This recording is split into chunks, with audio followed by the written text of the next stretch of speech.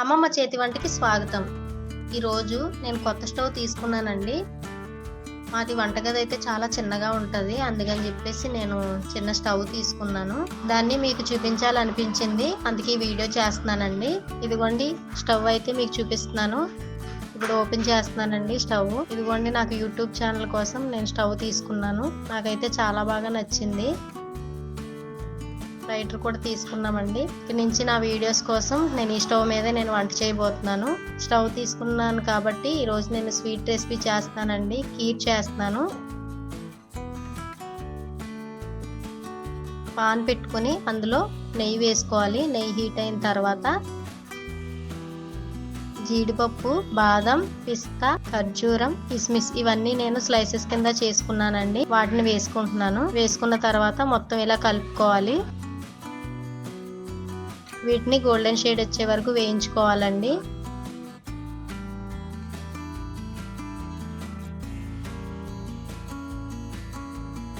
ఇదిగోండి golden shade అయితే వచ్చినాయి. నేనైతే సేమియాలు వేసుకుంటున్నాను. నేను సన్న సేమియాలు తీసుకున్నానండి, వాటిని వేసుకుంటున్నాను. వేసుకొని మొత్తం ఇలా కలుపుకోవాలి.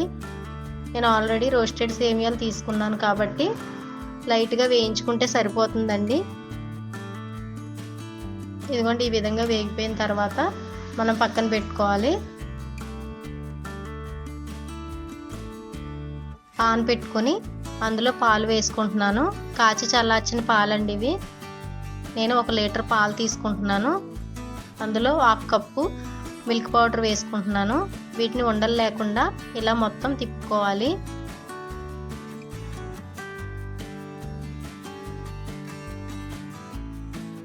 ఇదిగోండి ఈ విధంగా అయితే ఉండలు లేకుండా తిప్పుకున్నాను. పాలు ఈ విధంగా పొంగులు వచ్చిన తర్వాత మనం ముందుగా రోస్ట్ చేసి పెట్టుకున్న సేమియాలని, డ్రై నట్స్ని వేసుకోవాలి.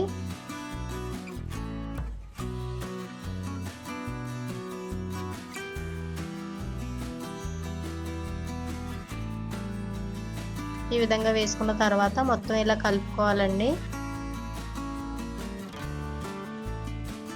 మొత్తం ఇలా కలిపిన తర్వాత ఇదిగోండి ఈ విధంగా అయితే సేమియాలు ఉడికిపోయినాయి. సన్న సేమియాలు కాబట్టి తొందరగానే ఉడికిపోతుందండి.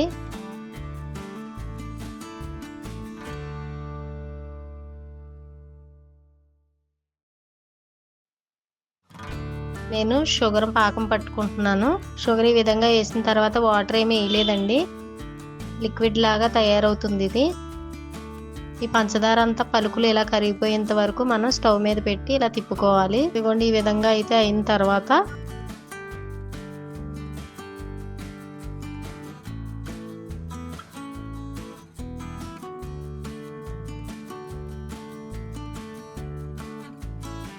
ముందుగా రెడీ చేసి పెట్టుకున్న కీర్లో వేసుకోవాలి.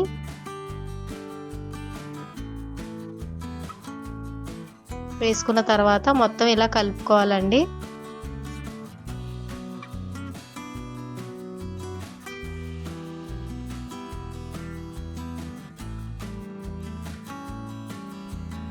ఈ విధంగా కలుపుకున్న తర్వాత నేను ఇలాచీ పౌడర్ వేసుకుంటున్నాను.